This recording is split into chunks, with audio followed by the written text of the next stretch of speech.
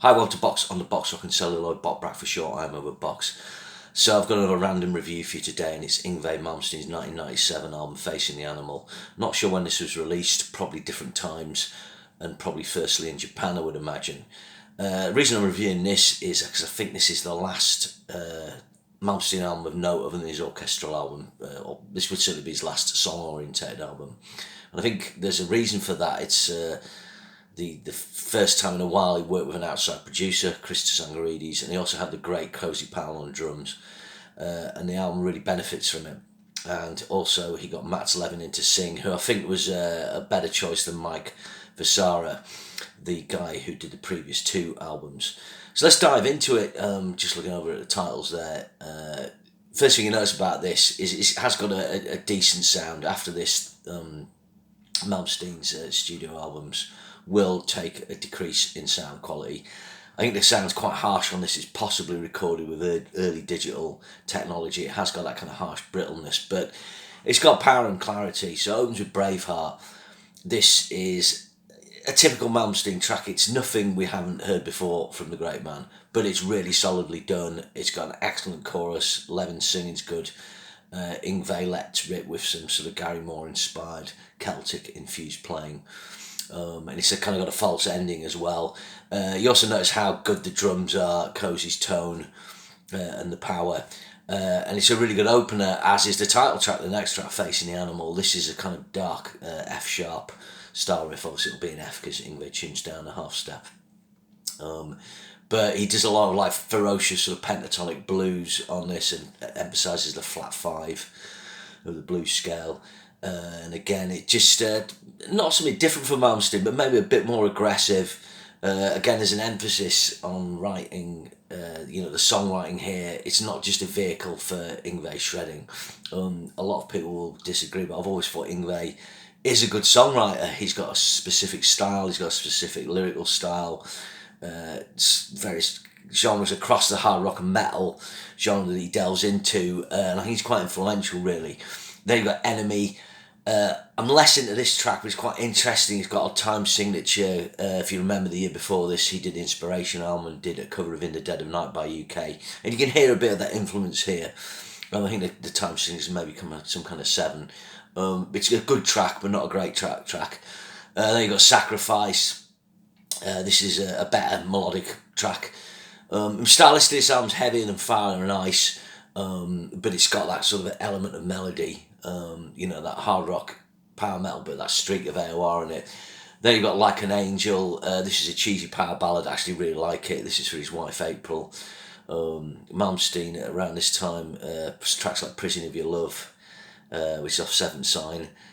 He does pull off a cheesy power ballad, but excellent lead guitar on this.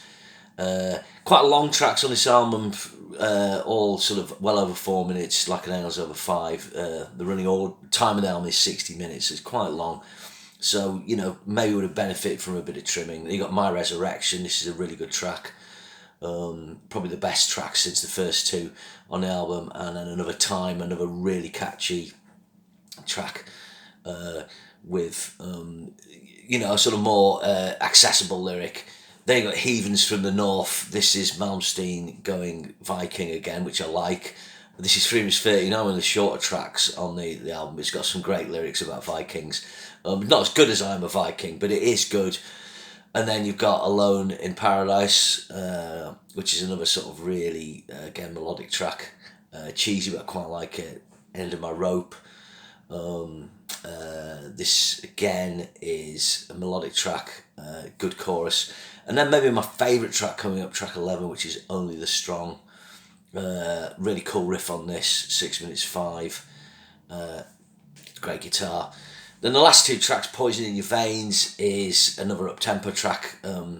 Again, sort of the album, he usually has more up-tempo tracks on, but like Braveheart, this is the only other sort of double kick drum track. There's nothing great about this track, but again, it's perfectly fine. And then he finishes on Air on a Theme, which is a kind of Bach-inspired little piece. Obviously, Malmsteen, by this point, he often finishes albums with a little instrumental, which is an interesting point. Actually, he's only got that one instrumental on this album. There's a couple on Fire and Ice. I think one or two on each of the previous albums. There is a bonus track, Casting Pearls Before the Swine. I'm not sure what that means. It's a decent track. I be honest with you, I wasn't aware it existed. I've got the CD version with the 13 tracks.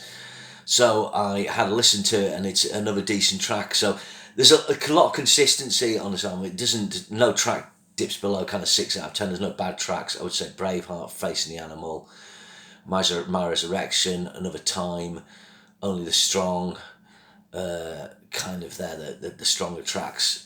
I'd maybe hesitate to give it an 8 out of 10, but I'd certainly give it 7, 7.5. When I originally heard this album, I just had a cassette copy, and I just kind of passed over it really, and then my friend of mine was like, "Oh, Facing the Animal, you should check out that album." And I do think it's better than Seventh Sign or Magnum Opus, and I do think it sort of marks the end. After this, Malmsteen, his solos will become more sort of phoned in. His chops won't be as sharp to me. I know this is controversial, although I don't know. On Unleash the Fury and Attack, they're pretty good albums. But you can see there's attention to detail on this, and there's quite a lot of layered vocal harmonies. He's obviously worked hard on this, and you can feel it's paid off. I'm not sure once he got his own studio that he took as much care. Performances are uniformly excellent. Mats Levin isn't my favourite Malmsteen vocalist, but he's interesting, melodic, and he's got that kind of slightly hoarsish rasp.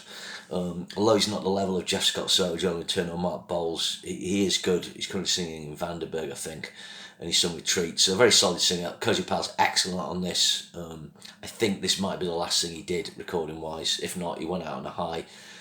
Barry Dunaway on bass. Krista Sangarides does a good job again, having an outside producer there, just pushing, just probing a little bit.